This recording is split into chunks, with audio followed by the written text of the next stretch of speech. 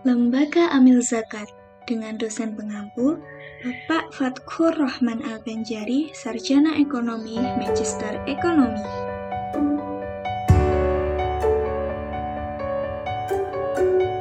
Muhammad Rizky Ergianto, Lailatul Arya Putri, Asri Rahmadani, dan Bayu Ardianto.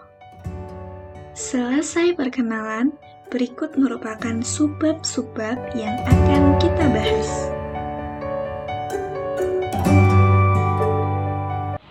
Poin pertama yang kita bahas adalah pengertian zakat. Di sini kita menjelaskan dari dua segi. Yang pertama, arti kata zakat dari segi bahasa. Ini bisa berarti al-barakatu, keberkahan, at-taharatu, kesucian, al-nama, pertumbuhan dan perkembangan, as-salahu, keberesan. Yang kedua, arti kata zakat dari segi istilah. Zakat adalah bagian dari harta dengan persyaratan tertentu yang Allah Subhanahu wa Ta'ala mewajibkan pemiliknya untuk menyerahkan kepada seseorang yang berhak menerimanya, dengan persyaratan tertentu pula. Masuk ke poin sejarah zakat. Berbicara tentang sejarah zakat, kami telah merangkumnya menjadi beberapa masa. Yang pertama, awal mula turun perintah zakat. Ayat zakat pertama kali diturunkan di kota Mekah, yakni tercatat dalam surat Ar-Rum ayat 39, yang artinya, dan apa yang kamu berikan berupa zakat yang kamu maksudkan untuk mencapai keridhaan Allah, maka yang berbuat demikian itulah orang-orang yang melipat gandakan pahalanya. Walaupun menerima ayat perintah zakat ketika berada di Mekah, Rasulullah mulai menerapkan sistem zakat secara lembaga setelah tahun kedua Hijriyah di Madinah. Yang kedua yaitu zakat pada masa Nabi. Pada masa Nabi, Rasulullah SAW pernah mengangkat dan menginstruksikan kepada beberapa sahabat untuk menjadi amil zakat di tingkat daerah. Di antaranya yaitu Umar bin Al-Khattab, Ubadah bin Al-Samit, dan Mu'az bin Jabal. Pada masa ini, zakat diperuntukkan mengurangi kemiskinan dengan menolong mereka yang membutuhkan melalui zakat.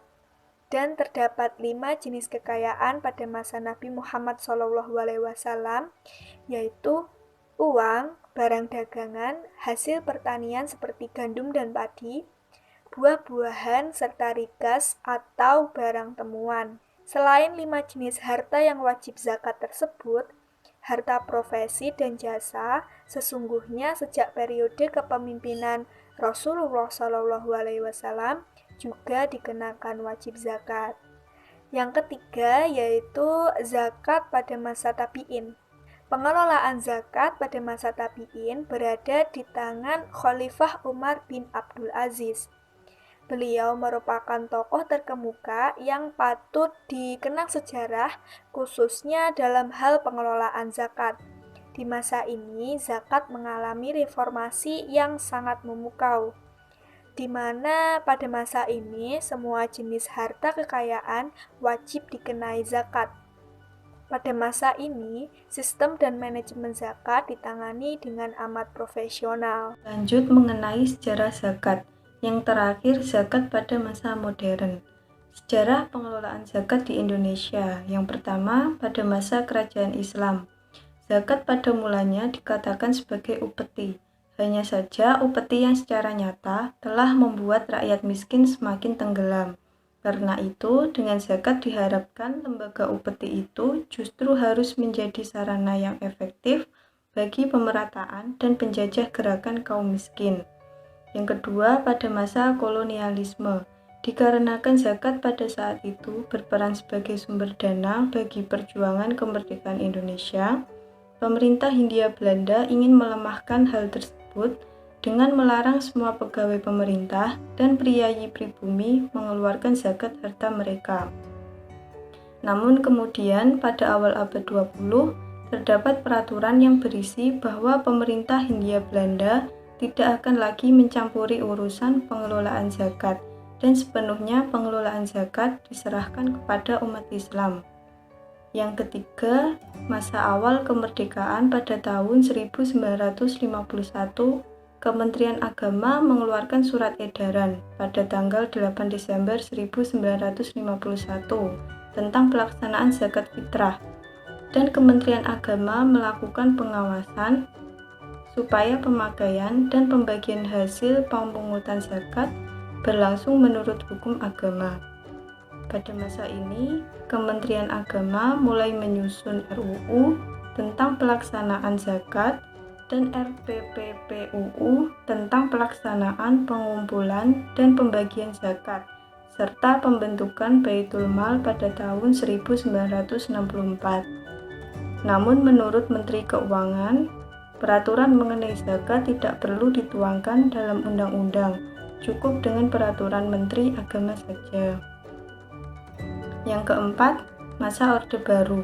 Pada masa ini dibentuk Badan Amil Zakat, Infak, dan Sodakoh yang dipelopori oleh pemerintah daerah DKI Jaya pada tanggal 22 Oktober 1968. Yang kelima, pada masa reformasi terdapat beberapa undang-undang diterbitkan yang bertujuan untuk menyempurnakan sistem pengelolaan zakat.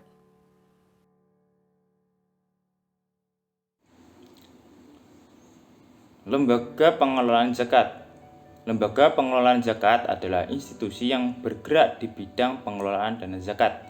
Dan menurut Undang-Undang Nomor 23 Tahun 2011, pengelolaan zakat adalah kegiatan perencanaan, pelaksanaan, dan pengordinasian dalam pengumpulan, pendistribusian, dan pendayagunaan zakat. Jenis-jenis lembaga pengelolaan zakat. Terdapat 2 jenis lembaga pengelolaan zakat di Indonesia. Yang pertama yaitu Badan Amil Zakat, yaitu lembaga pengelolaan zakat yang dibentuk oleh pemerintah dan terdiri atas pemerintah dan masyarakat. Yang kedua, lembaga Amil Zakat, yaitu lembaga yang dibentuk oleh masyarakat yang bergerak di bidang dakwah, pendidikan, sosial, dan kemaslahatan umat yang bertugas mengumpulkan, mendistribusikan, dan mendayagunakan zakat. Kendala lembaga pengelolaan zakat.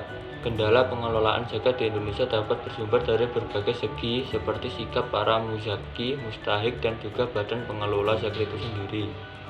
Berbagai kendala untuk hambatan tersebut antara lain: 1. Minimnya sumber daya manusia yang berkualitas. Hal ini dikarenakan pekerjaan menjadi seorang pengelola zakat belum banyak diminati oleh pemuda lulusan ekonomi, bahkan lulusan ekonomi syariah sekalipun. Kedua, pemahaman fikih amil yang belum memadai. Minimnya pemahaman fikih zakat dari para amil masih menjadi salah satu hambatan dalam pengelolaan zakat. Fikih hanya dimengerti dari segi tekstual semata, bukan dari konteksnya. Selanjutnya masih mengenai kendala lembaga pengelolaan zakat. Yang ketiga yaitu rendahnya kesadaran masyarakat. Minimnya kesadaran membayar zakat dari masyarakat ini dikarenakan sudah melekatnya dalam benak sebagian kaum muslim bahwa perintah zakat itu hanya diwajibkan pada bulan Ramadan saja, itu pun masih terbatas pada pembayaran zakat fitrah. Yang keempat yaitu rendahnya teknologi yang dipakai.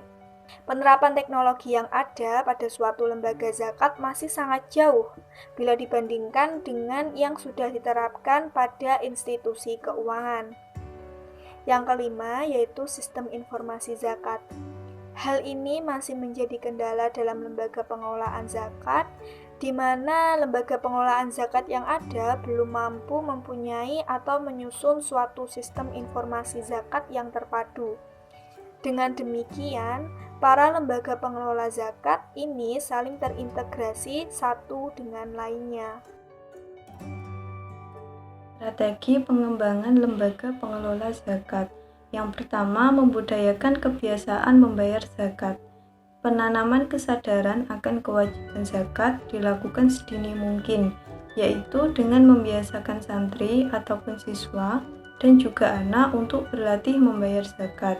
Hal ini juga perlu dilakukan penyebaran kepada masyarakat mengenai pengumuman tentang kewajiban zakat. Yang kedua, penghimpunan yang cerdas. Para amil diharapkan memiliki skill yang modern dalam mengumpulkan aset harta zakat dari para muzaki. Yang ketiga, perluasan bentuk penyaluran. Pemberian zakat tidak harus selalu dalam bentuk konsumtif, karena zakat konsumtif hanya akan memenuhi kebutuhan sesaat. 4. Sumber daya manusia yang berkualitas. Peningkatan kualitas sumber daya manusia merupakan suatu keharusan bagi lembaga pengelolaan zakat. Jika lembaganya ingin terus berkembang sesuai dengan tujuan zakat itu sendiri. 5. Fokus dalam program. Lembaga pengelolaan zakat tidak harus mendayagunakan zakat dengan berbagai fokus dalam kehidupan mustahik. Sebaiknya, lembaga pengelolaan zakat saling bekerja sama dengan bidang yang berbeda-beda, sehingga pendayaan zakat bisa lebih terfokus. 6. Cetak biru pengembangan zakat. Jika institusi lain memiliki cetak biru pengembangan zakat, lembaga pengelolaan zakat juga harus memiliki cetak biru pengembangan zakat. Untuk mewujudkan semua itu, idealnya pemerintah membentuk lembaga dan kementerian yang tersendiri yang mengurus tentang pengembangan dana zakat.